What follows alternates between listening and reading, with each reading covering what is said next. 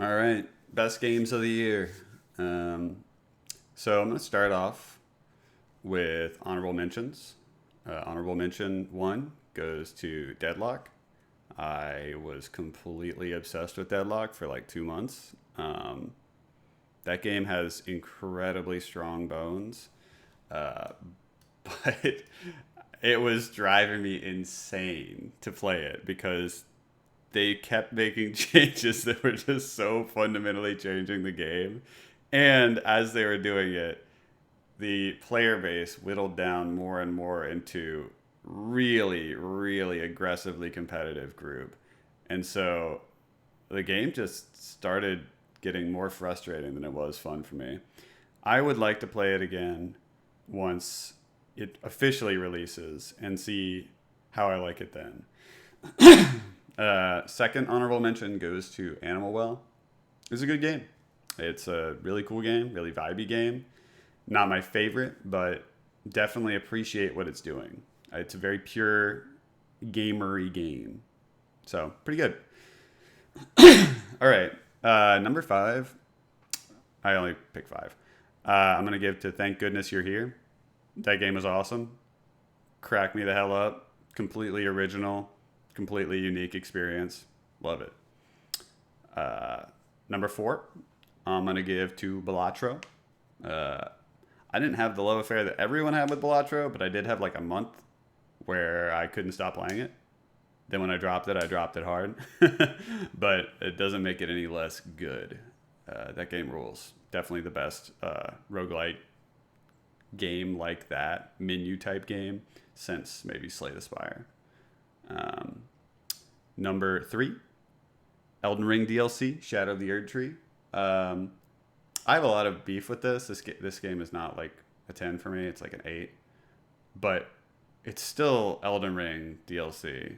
And some of those bosses were amazing. Yes, the lands were kind of empty, and yes, the final boss is a piece of shit, and he's kind of not fair or really that fun. When I beat him, it was kind of just like, okay, finally, it's no Ishin Sword Saint. But still, I think it's really good, worth playing for sure if you like Elden Ring or any of that Souls content. Uh, Number two, Silent Hill 2 Remake. I have never played Silent Hill 2, so I can't speak on how good it is compared to the original.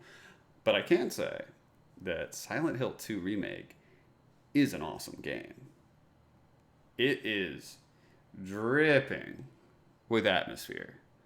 And the enemy design and the world design is like best in class. Um, I don't remember who the actual like director of it is, but I kept thinking when I was playing Silent Hill 2 that it really felt like the work of an auteur. It really felt like a singular artist or like a really small group's vision of this horror world, which I really appreciated. I thought that was awesome. So yeah, Silent Hill 2 remake, banger, big fan. Did not expect to like it as much as I did. And then number one, you already know. You already know. It's UFO 50. I dumped like nearly 200 hours into this game just because there's so many good games. It was so euphoric to play something where you felt not only allowed but empowered to just say this game sucks and quit, which made it all the more clear when you would pick up a game and you would start playing it and immediately just know like, oh, this is a good one. I know this is one I like. It's like almost like refreshing to know that you don't have to convince yourself to like games.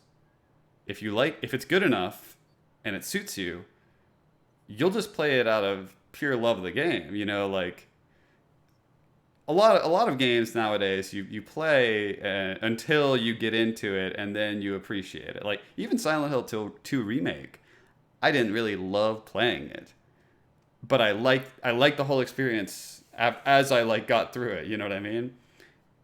UFO 50 had games where I would play for 3 seconds and I'd be like, yeah, this is it.